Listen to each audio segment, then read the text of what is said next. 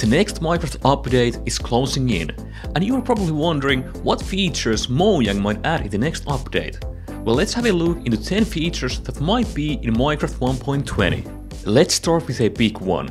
In 2019, Mojang announced a biome vote featuring 3 different biomes: Badlands, Swamp and Mountains. So far we have got mountains in the Caves and Cliffs update and swamps in the Wild update. That leaves us with the Badlands.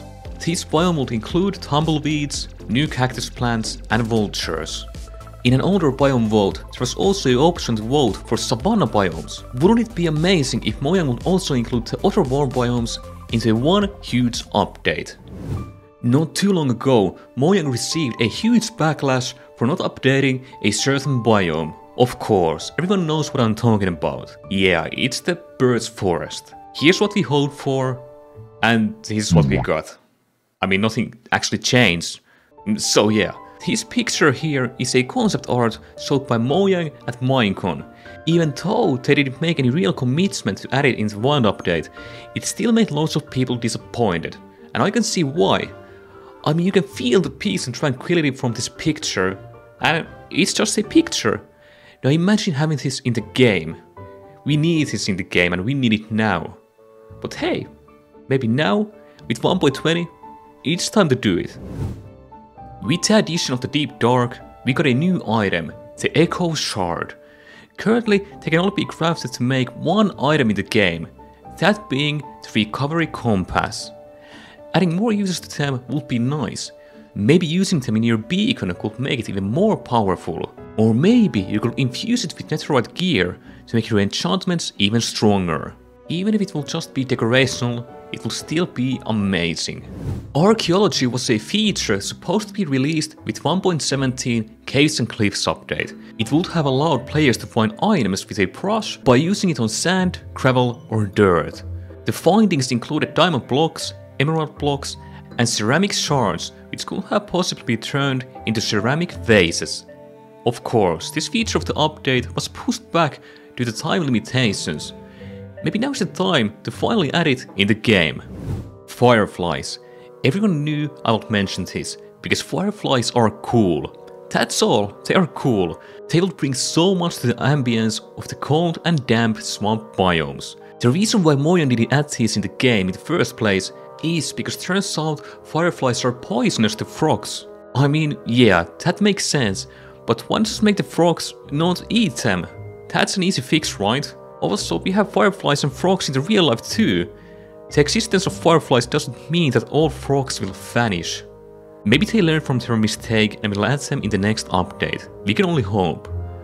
But I gotta say, I just want my firefly lanterns, and I want them now. I also want you to subscribe to this channel and hit the like button, but hey, then that's up to you.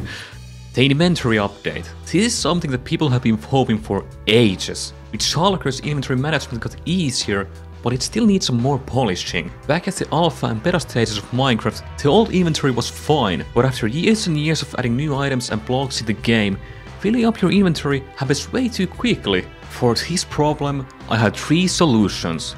Solution 1. Add bundles finally to the game. I mean, they are already coded, so why not just add them in survival. Solution 2, and this is easy, just make the inventory bigger. I know this seems kinda controversial, but in the end I think it does make sense. Solution 3, add a item that can grow your inventory size, like a backpack for example, or a satchel. In my opinion, solution 3 is the nicest one, and that way everyone will be happy. The fletching table. The only purpose of this block is to give a job to a villager. A job he can't even do, because the block literally serves no purpose.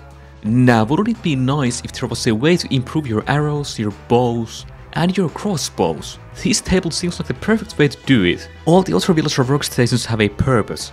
Now's the time for the fletching table. We could even get like some new bows, new types of crossbows. The potential is there, they just need to add it in the game. Villages in Minecraft are nothing new. But what if we could finally have villages in the swamp and jungle biomes? I mean, we already had the villagers coded in the game, so why not also add the villages? Jungle villages would look amazing. Imagine having hanging bridges going from tree to tree and having the villagers go around the huge jungle trees. And how cool would that be? Not even talking about having villagers in the new mangrove biomes. And in the swamp village, we could even have a new mob, a friendly witch, who would live inside the village inside a small swamp hut.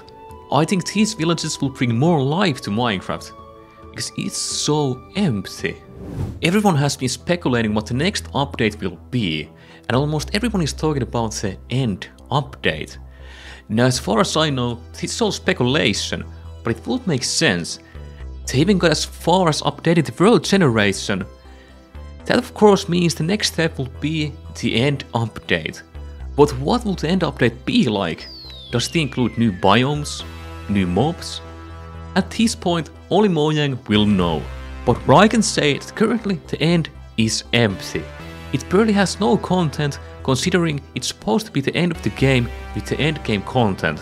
The only worthwhile thing is getting yourself a Elytra and shulker boxes, and that's it. You leave the end and never come back. That's why the end update makes the most sense. In my opinion, the end could use some new features like new plants, new buildings, and maybe even new ores, because currently there aren't even any ores in the end. And the plants, there's only coarse plants, and they are basically useless unless you need some purple blocks. And if they decide to add the archaeology into Minecraft, the end will be a perfect place to use it. There's already huge structures in the end, so maybe some ruined structures too would be amazing. Maybe that will include some weird alien fossils or something like that. And of course, with a new update, there also needs to be new mobs.